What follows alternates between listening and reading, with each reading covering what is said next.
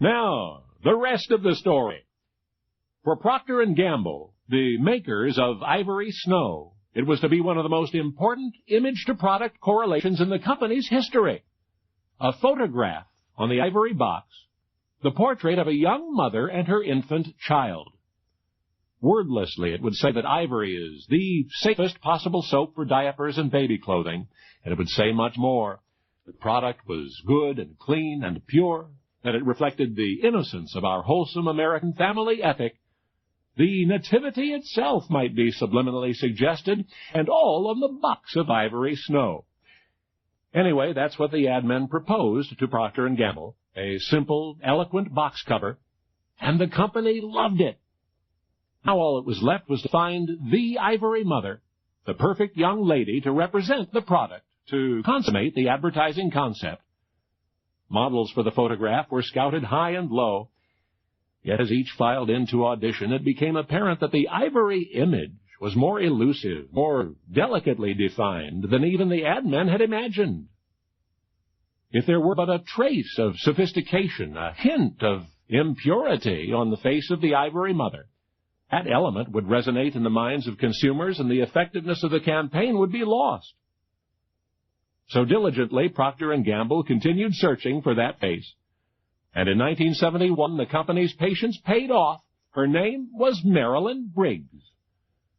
Through the interview process, the essence of innocence came through, and her contract was signed. And that's how Marilyn became the young mother on the box of Ivory Snow. She was a professional model, so the cameras would not intimidate her. She was also an actress skilled in following subtle direction.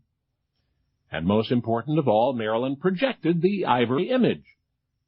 The studio sessions worked like magic. A pale flower in the glare of the lights, Marilyn impressed even the business-like technicians with the apparent honesty of her motherly role. Her expression said it all.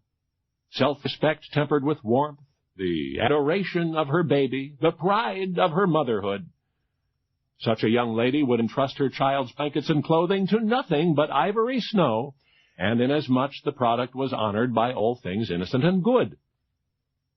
Well, not long after Marilyn's photo appeared on the Ivory box, Procter & Gamble marketing executives proudly announced their statistics to the front office. Ivory sales were up. So obviously the concept had been accepted by consumers. Through the spring of 1973, the angelic face of Marilyn Briggs graced the aisles of supermarkets from coast to coast, but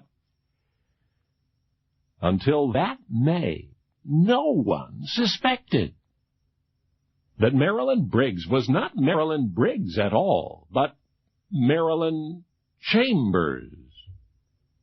And Marilyn Chambers, the young woman whose gentle innocence sold soap flakes for at least 2 seasons, the model chosen by Procter & Gamble to represent American motherhood and Ivory Snow. She had given the company a snow job of her own. You see, Marilyn Chambers was at the time, and for years thereafter remained, a starring actress in pornographic films. She was a porn star. Now, you know the rest of the story.